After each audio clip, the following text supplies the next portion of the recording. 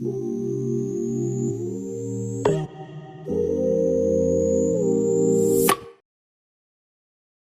morning, ladies and gentlemen. Welcome back to the channel. If you're new, my name is Matthew, also known as RedFlyer, and today I actually was not ready to start the vlog yet, but my mom was hooking me up with the car spot. She sent me a text, and there's a Lamborghini Urus right here, about 10 minutes away from my house in a parking lot. So I figured it'd be a good way to start the vlog. I'm gonna guess it's probably a Seahawk, given the colors, and I believe Doug Baldwin lives out here. I think there might be a few others. I'm not exactly certain, but thought it'd be cool. Also, we're in a new car today, as you can see.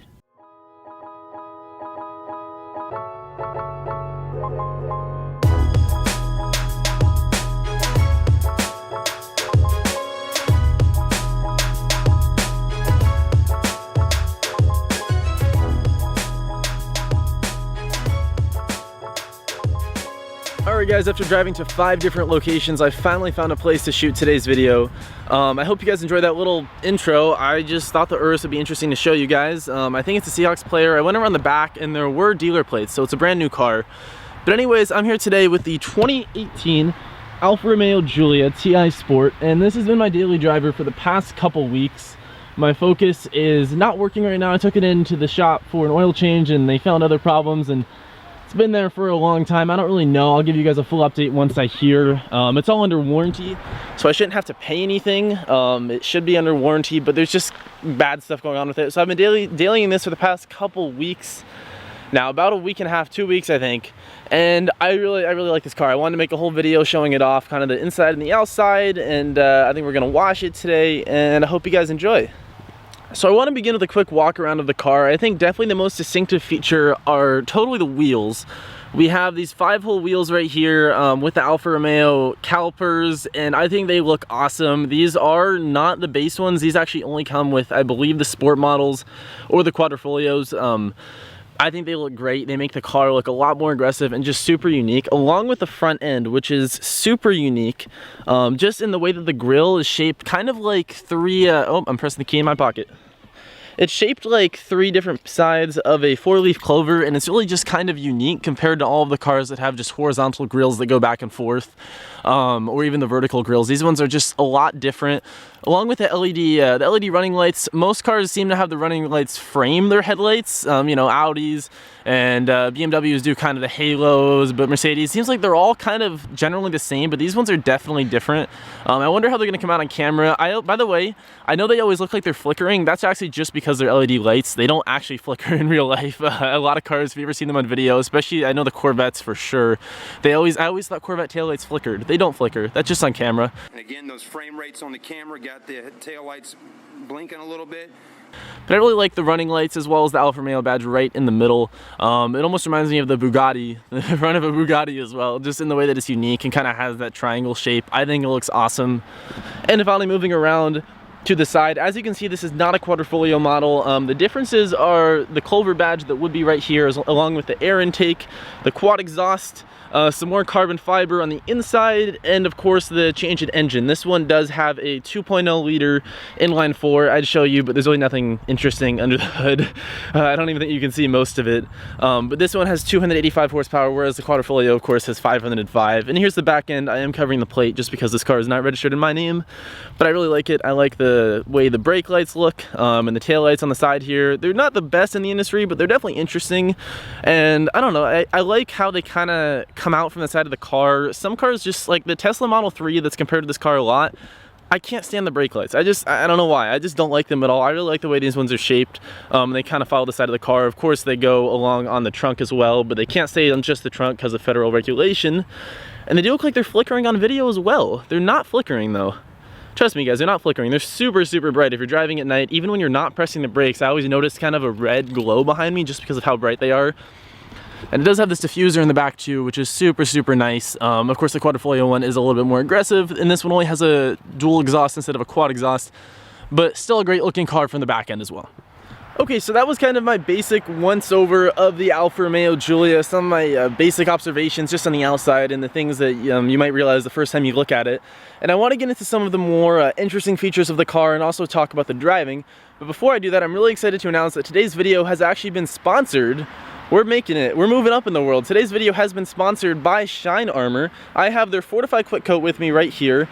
It's a waterless wash. It's a 3-in-1 wash, shine, and coat, and it's honestly a great product. I've already used it a little bit, as you can see in the bottle right here. I've already actually tried it a couple days ago, and I was really impressed with it, so I figured, you know what, let's make a video about it. I'm hooking you guys up. There's a link in the description down below if you want to pick up your own bottle. Use the code RF10 for 10% off your order with the link in the description down below. But yeah, Shine Armor was super awesome to sponsor today's video, so we're going to be using it on the Giulia. I'm going to show you guys right now. The lighting is not super bright, so hopefully you'll actually be able to see it on camera. But the Giulia is not super clean. It's not dirty, but there's just a lot of dirt in the paint. Hopefully you guys can see those little circles all along there. It looks like it's kind of coming out. I have a new microphone as well. I'll talk about that probably in another video, but it's quite large, so I can't get as close as I want to. Maybe if I zoom in just a bit, you guys can see. Yeah, there you go. You can totally see that.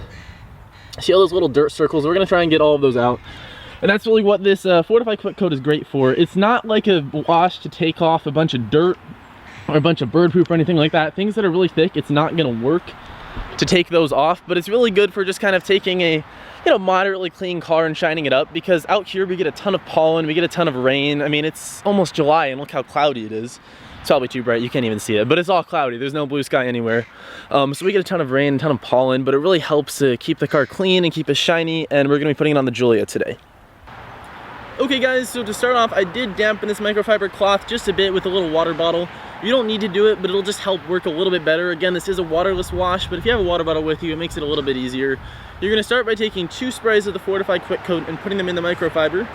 And then you're gonna put 2 sprays on the paint, just like that, and you're gonna rub it in to about a 3x3 foot area, and you should start to see all of those little dirt marks come out. It's gonna be shinier, and it's gonna be protected, and it's gonna be a lot cleaner. So we're gonna go straight up and down just like this and really work it in. And then before it dries, you're gonna take a dry microfiber and you're gonna buff it out. There we go, and it leaves no streaks behind, leaves no marks, and it's super shiny. Okay guys, so here you can really see, here's the paint that I have not applied the product to yet. You can see it's very dirty, all those little circles. And if I show you right over here, this is where I just applied the product. No more dirt circles. You're seeing the reflection of the trees. But there's no more dirt circles. So I'm gonna apply it to the rest of this hood, then we're gonna do some tests.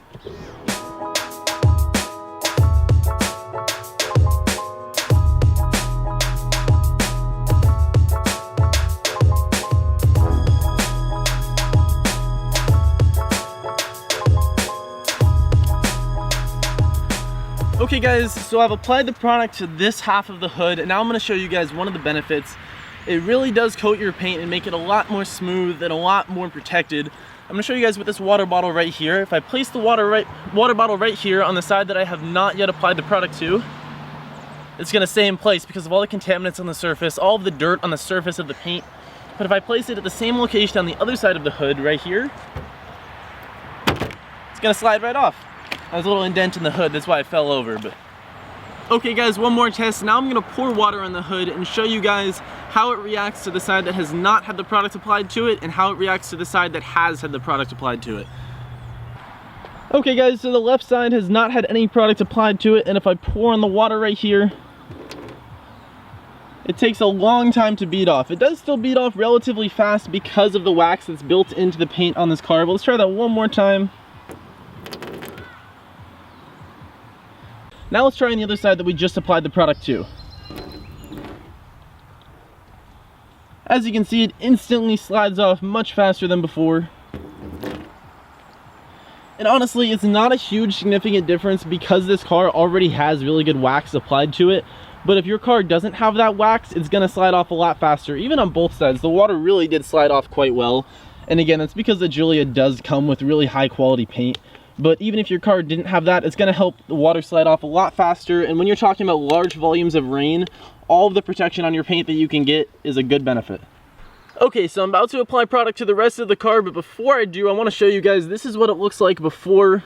If I zoom in, you can see all of the dirt on the surface of the paint right there. You can't even see me because of all the dirt over there.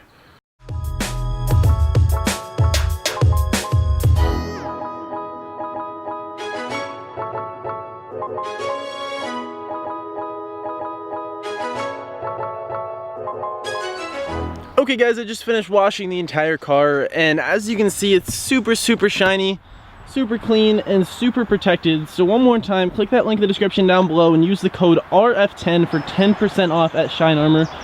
Huge shout out to them for sponsoring this video. Now we're gonna move on with the rest of my tour of the Alfa Romeo Giulia. So before I move on to the inside of the car, I do want to show you guys one more thing on the outside, and that is the key fob. It's nothing too special, but it feels good. I like it. It has a sturdy feel to it. It has the Alfa Romeo badge on the back there, and just kind of a black and white with no color, which is interesting.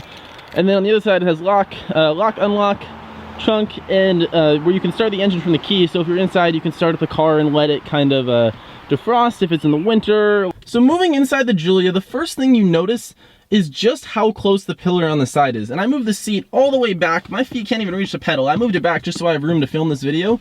But if, say, you're turning your head to the side to make a lane change, you turn your head and, whoa, there's a pillar right here. This is where my head is, and the pillar is right here. It's just in a really odd place, but it's quite interesting. I don't know why they did it that way, but that's just how it is. And there's a couple other interesting features that probably aren't standard to other cars. The first one that really stood out to me that I really like is having the volume control button right here next to the shift knob. Just about every other car I've ever been in has been on the dash right here, and you always have to reach super far and find where it is, and you have to take your head off the wheel. This one, or take your head off the road. This one, it's just right here. You put your hand there and twist it. It's super easy. It works super well. All the controls are super intuitive. You just twist it to turn the volume up. Other way to turn it down, you can skip by pushing it to the left and the right, and then you can pause it by pushing down on the button, or you can mute it, I guess. This one right here is the only other control. This car, the screen is very nice because it's integrated into the dash. Oh, that glare is in a terrible spot. Let's move it here maybe. The screen is integrated into the dash, which is super nice compared to, it seems like, every other automaker that is just slapping the screen on top.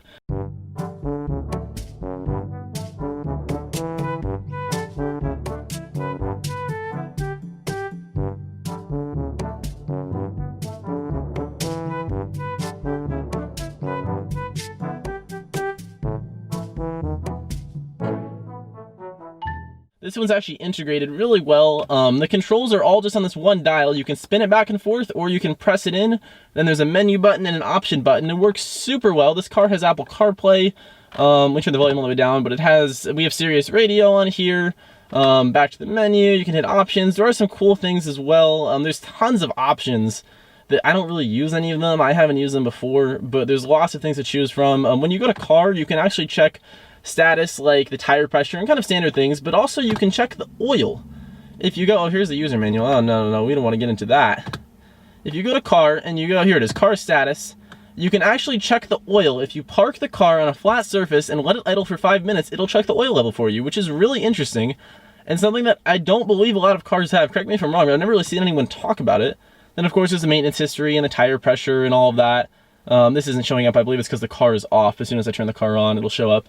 But it's really helpful. I really like the screen. It's very intuitive. It's not a touchscreen, which I thought at first was kind of a bummer. Like, oh wow, that's zoomed in. Oh no, hold on, we're gonna zoom out. I thought it was kind of a bummer that it doesn't have a touchscreen, because just most other cars do, and it just felt like it needed one, but it really doesn't. The controls work fine without it, and I have no problem with that. Now, while I'm inside the car, I also want to talk about the seats next. As you can see, there's the Alfa Romeo badge on the seats right here. It's really solid leather, really good quality. It feels really nice. The seats are amazing. There are two options. There's the base. I believe they're kind of just like comfort seats, and these are actually the sport seats. They have the aggressive side bolsters, as you can see right here. They hug you on the side down there and up here. They feel a lot like the Focus RS seats did to me, maybe a bit less aggressive, but they definitely still hold you in place through those turns, and they're definitely going to make you feel like you're not moving around too much in the car, which I really like, and just make you feel a little bit sportier when you first sit down in the driver or passenger seat and you're like, whoa, I'm in a sports car. This car was made to be on a track because it has big side bolsters. And also, of course, the seats do move forward and back with mechanical buttons, and it's all automated. And then there's memory seats. I believe there's 3 different memory configurations. And they also have this thing that slides forward in the bottom. I forget what these are called. I don't really know what it's for, but it's interesting nonetheless. Now, a few other things I like about this car is, first of all of the leather. The dash is really nice leather, feels really solid. It's kind of short, which is interesting. It's a lot shorter than my Focus and most other cars I've been in. But the steering wheel is amazing. This is also all leather here, but it feels super, super nice. It still makes a smooth sound when you rub it. And the first time I felt this steering wheel, I was just, oh, it felt so good. It feels so solid and so nice. Of course, there's stitching all along the side here and all these different pieces. It looks super nice. Also, there's a start-stop button on the steering wheel, just like the Ferraris, which is kind of cool and kind of an interesting quirk. Now, another really interesting feature are all the climate vents in this car. The ones on the sides actually rotate and they're circular, which reminds me of the Audi TT vents, I believe. They're just a really interesting feature, really sporty, and they look super awesome. Along with right here, this is actually a window defroster, which I thought was interesting too. When you turn on the defrosters, normally your windows get really foggy too, and you just kind of have to roll them down or wait, but this right here will defrost the windows for you, which is kind of a cool feature, and I don't know if a lot of cars have that, but I haven't noticed if they have. I didn't really see any other car with them. And finally, the door handles. Now, this car does have a lot of fake carbon, which is kind of annoying coming from a car like this. Of course, the Quadrifoglio model does replace a lot of these pieces with real carbon fiber. This is not real carbon fiber around the door handle, around the dash right there. But I'll give it a pass because the door handles are still really cool. It has this fake carbon that goes around it, and you pull the handle just like this. It feels really sturdy, feels really solid, and when you close the door, this is the most solid feeling door that I've ever felt in my life. It feels really well made, and the lock and unlock buttons are really cool as well. You can lock it up there and unlock it down here, and when it's locked, this little LED light turns on. I think it's a really cool design. It looks really interesting. And moving on to the storage in the car, this is one of the downsides, but also one of my favorite features of this car because I love this little storage piece right here. You press it to open it right here, and there's two cup holders that are relatively well sized, and you can fit some decent cups in there. And then when you want to close it, you just press it, and it slides back, which is super fun. I love pressing it. I don't know why I like it so much. I just do. It's really satisfying. The problem is, besides that, that's most of the storage in this car. The glove box is relatively small, doesn't fit much more than the user manual. You can barely fit these short water bottles. Whoops, bumped my microphone. You can barely fit these short water bottles in the side. You can't even fit full-size water bottles. These are not storage compartments. This goes underneath. And then the center console opens here, but it's quite small. It's not very large. We have some sunglasses and sunglass wipe and some hand sanitizer and gum, and that's about all that fits in here. It's not very large at all, and you can't store much. Now, there actually is one other storage compartment on the side here. If you pull this down, you could store a few things in there, but not much more than maybe like a wallet. I don't even know if a full wallet would fit in there, and that's about all the storage you have in this car. The trunk is relatively small. It's not very tall. It goes back far, but it's not tall enough to fit even large suitcases. And that's a huge downside of this car. Now, I don't haul a lot of things, so I'm not really too worried about it, but that's a complaint that a lot of people have had about the Giulia, is just the cargo space is really, really minimal. And my favorite feature about the inside of this car is, again, the start-stop button right here. If you press on the brake, press the button. Why did the car not turn on? I only got the electronics. There we go. Now the car turned on. Normally it doesn't do that. And it's gonna yell at me, so I put on my seatbelt. No, we're good. But you press the button right there and the car turns on, but these paddles are just glorious to press. I'm gonna see if I can get the sound really quick here, right there. They make a really, really satisfying sound. They feel really satisfying. They're huge, they're aluminum. I absolutely love them. It's super fun to drive with the paddles in this car. It was made to drive with paddles. This car also is an 8-speed, which is quite interesting, and this is the next thing I'm going to get to, is the driving experience. Unfortunately, I will not be driving the car today because my lawyers do not allow me to drive cars and film at the same time, but I am going to talk a bit about the driving experience, and I will get you some exhaust sounds. This car sounds great from the exhaust.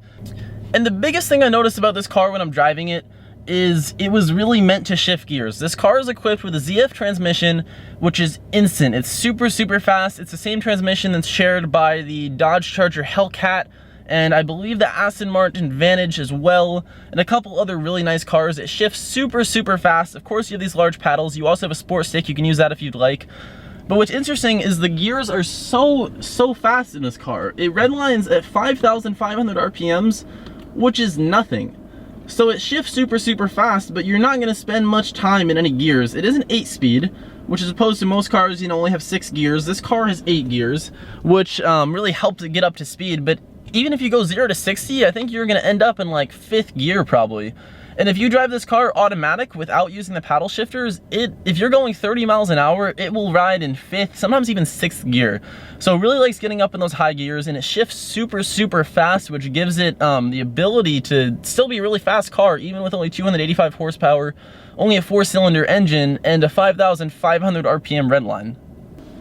Now, otherwise, the steering is amazing in this car. Alfa Romeo equips all of their Giulias with the dynamic steering feature that will adjust the tightness of the wheel depending on how fast you're going, which obviously on a track is super helpful, but also just driving on the road, it makes it a lot easier.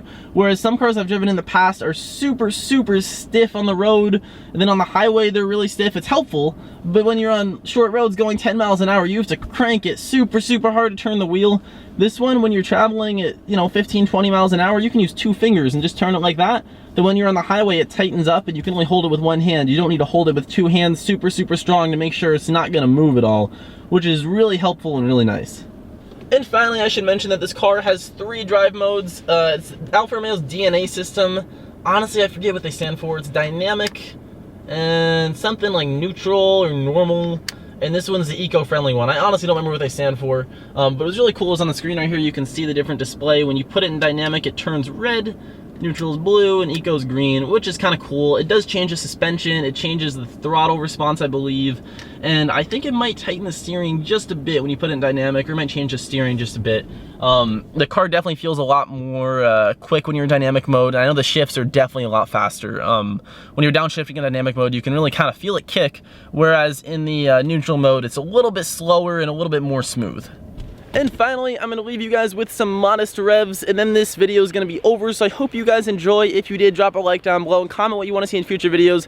Again, huge shout out to Shine Armor for sponsoring this video. Click the link in the description down below and use the code RF10 for 10% off your order. I'm going to give you guys some revs, and then I'm going to be gone. See you in the next video.